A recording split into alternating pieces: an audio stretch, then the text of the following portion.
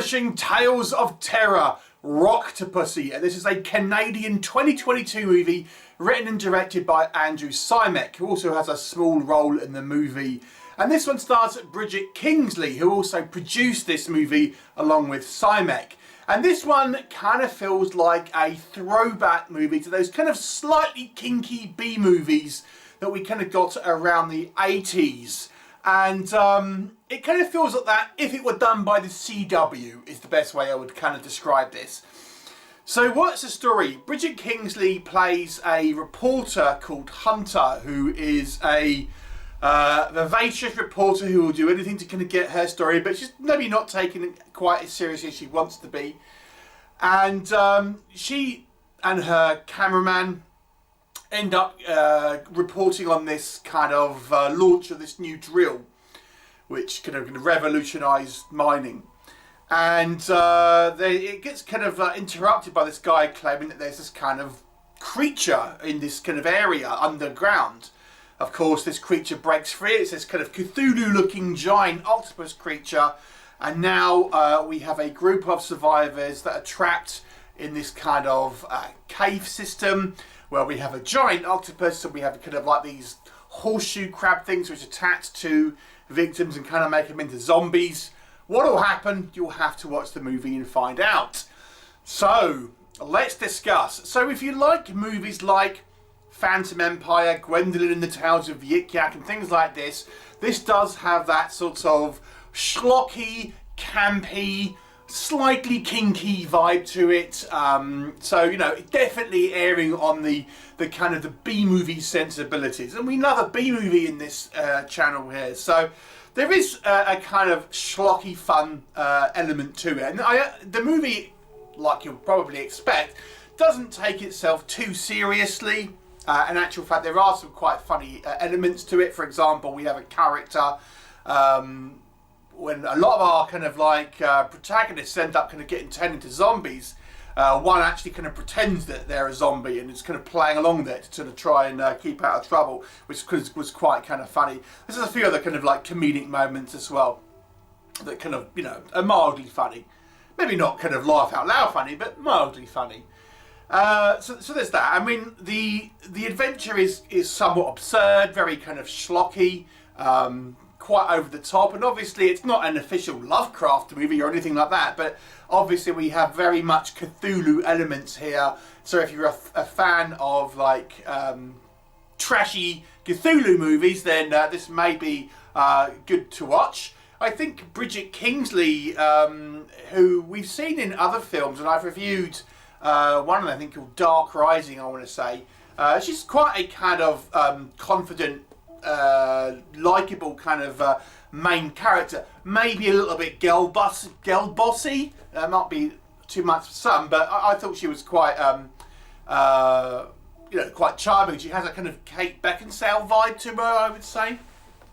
And I quite like her interplay with the kind of the male lead, this kind of miner that kind of ends up helping her and comes a little bit of a kind of a romantic sort of situation. There's some kind of fun elements in the movie where we have this kind of like undead knight, one of the kind of who's actually played by our director, and you know, he was kind of the first to try and oppose this kind of this sort of creature. So, you know, it has this kind of lost world kind of vibes to it. It has a fun element to it. Let's talk about what doesn't work. So this does feel like it's kind of a CW. If you ever watch TV shows from the CW, like The Flash or Arrow and things like that, Smallville, it has that vibe to it. A very Canadian vibe is all I was sort of say. If you're familiar with the CW or a lot of Canadian kind of lower budget movies, it really has that Canadian feel. It's the best way I'd kind of describe it. A made for TV look, if that makes sense. Not that this is necessarily made for TV, but it just looks like it.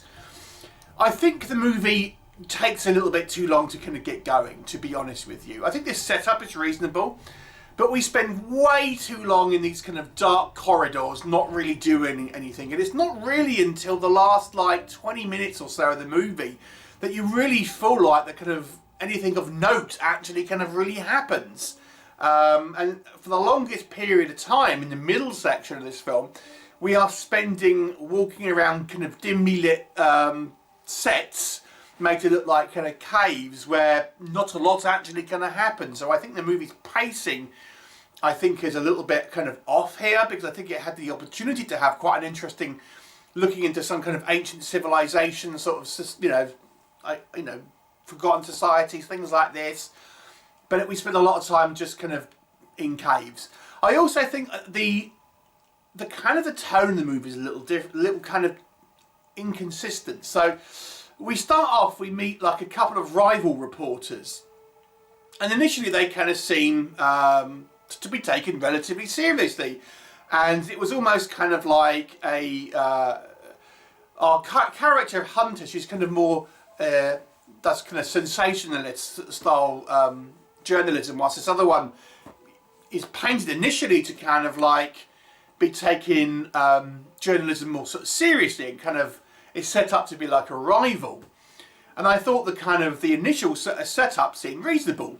You know, they're just kind of different sort of perspectives on journalism and stuff like that. But once we kind of get into this cave system, this other journalist and her sort of partner become like cartoon characters, and we have another scientist as well. I mean, it's taken sort of tongue-in-cheek, but somewhat seriously. And we have these two other reporters and this kind of female scientist who act like massive cartoon characters when before this, they weren't really like that. And I think it sort of devalues the what could have been an interesting kind of dynamic. Brigitte Kingsley, who produced this, her character, as I've kind of mentioned, is very much a girl boss. If you don't like the girl boss trope, she's kind of pretty much can do anything. It's quite reckless, things like this, ultimately putting other people in sort of danger, but obviously has the big hero moments. It's not going to win you over on the girl boss argument, let me just kind of say that. And we really don't see much of our Cthulhu octopus creature. When we do, it's very kind of like cheap CGI. And again, this is why I refer to the CW. It looks like CW level CGI. I mean, early CW. I mean, this looks worse than some actual CW TV shows that I've seen. The actual CGI octopus, I mean, it looks like a 2000 era CGI creation when this is a 2022 movie. It looks pretty bad, and we don't see much of it anyway. And then what we do have as our main protagonist is kind of zombies, and my god, how many times are we going to see zombies? I mean, the interesting premise is kind of wasted with what ultimately becomes more of a zombie movie than anything else. So it's a little bit of a wasted opportunity. There is some elements to enjoy here if you just want a very kind of like low impact movie to a degree, but it's not even an average movie. It's slightly below average for me. It's a 4 out of 10. Have you seen it? What were your thoughts? Leave me a comment and I'll look forward to seeing you next time. Remember, kids, you can be cool too if you subscribe to Geek Legion of Doom.